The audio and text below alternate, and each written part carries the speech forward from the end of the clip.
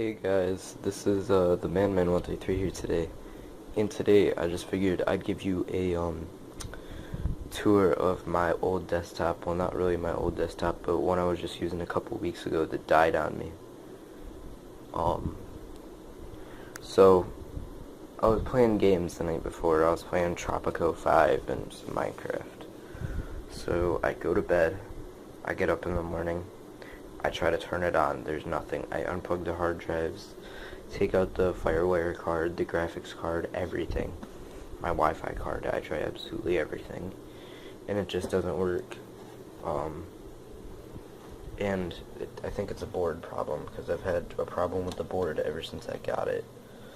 It's an Intel board, but it was supposed to be one of the higher end ones, but it is a socket 775.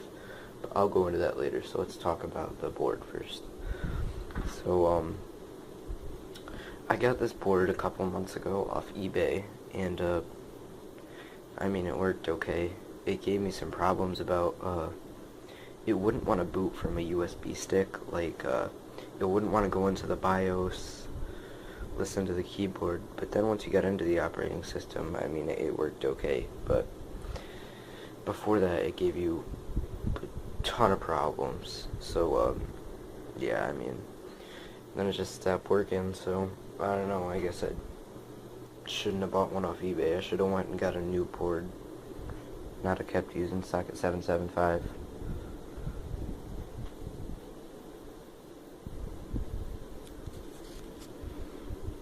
Sorry about that, thought I heard something. But so now I'll give you the specs of the machine before it things. It had 4 gigs of RAM, PNY, DDR3.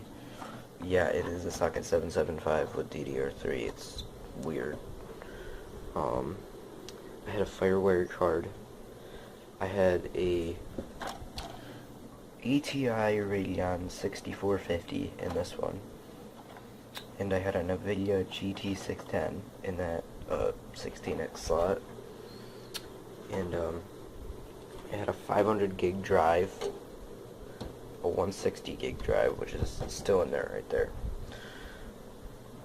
Which actually it works pretty well, despite how old it is. And my 500 gig drive was an original Samsung SpinPoint drive, a SATA, before the Seagate buyout. So it was a good drive, and I have it actually in my Acer right here. This Acer that I've been using as my main desktop computer. This is actually right here. Or wait, yeah, that's the drive that well, this drive was in this computer right here.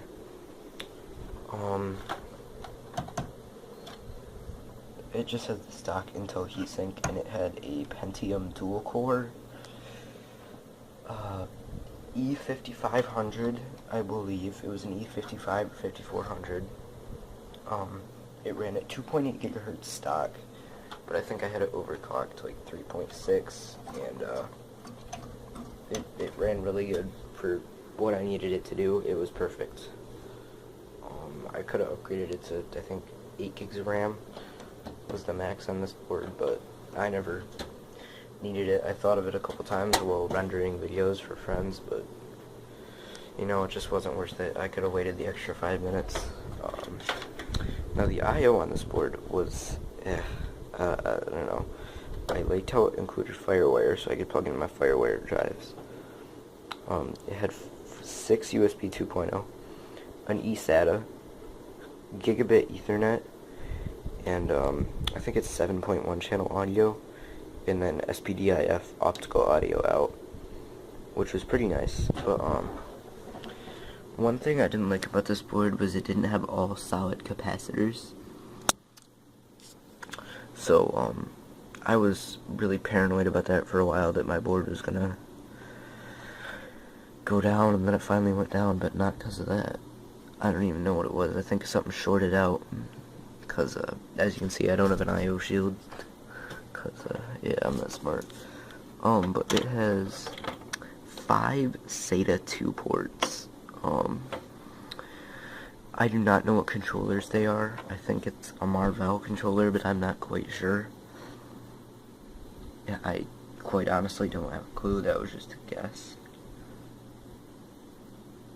So yeah, I don't know how many millimeters that fan is. Honestly, I could care less anyways. I just threw a fan in there to get some airflow. It was a quite loud system. I always put on my headphones and just ignored it, but yeah. This power supply, it was a cheap one, but it's very reliable. I haven't had problems with them. I've had several of them.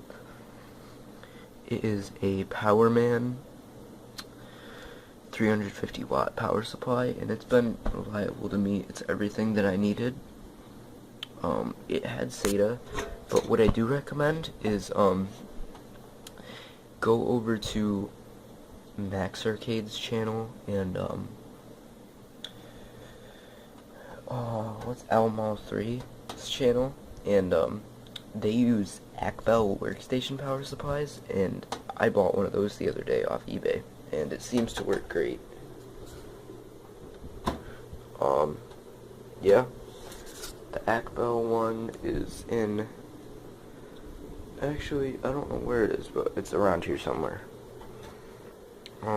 So yeah, the power supply is great. One thing I liked about it is it came with a 6-pin, so I wouldn't have to adapt from a Molex to plug in my GT285X2. But I don't have that anymore. I sold it, so it's all good.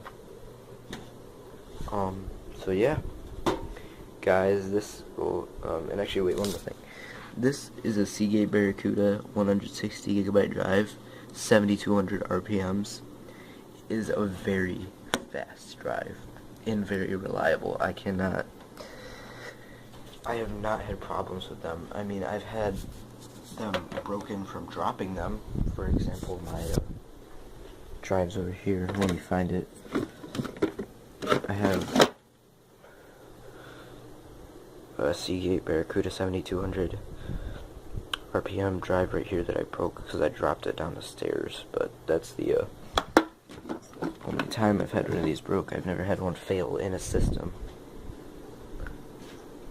Yeah. Oh, and I didn't show you the case. I do not know the name of this case, but I see them a lot on eBay.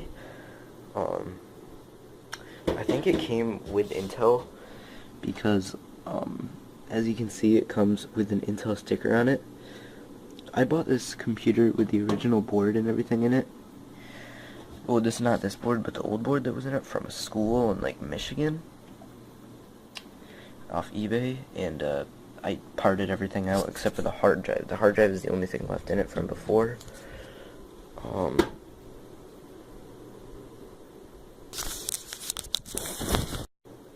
Hey guys, so sorry about that. I'm back. So I believe this is a Intel case. I mean, that's at least a partner of Intel made it because it has an Intel sticker put right into it. But overall, it's a very nice case. It had 3 spots for optical drive, 2 spots for floppies. It had a power LED, a hard drive LED, 4 USB 2.0s, FireWire 400, and audio in and out. So yeah, thanks guys for watching. Please like, comment, rate, and subscribe, and have a great day.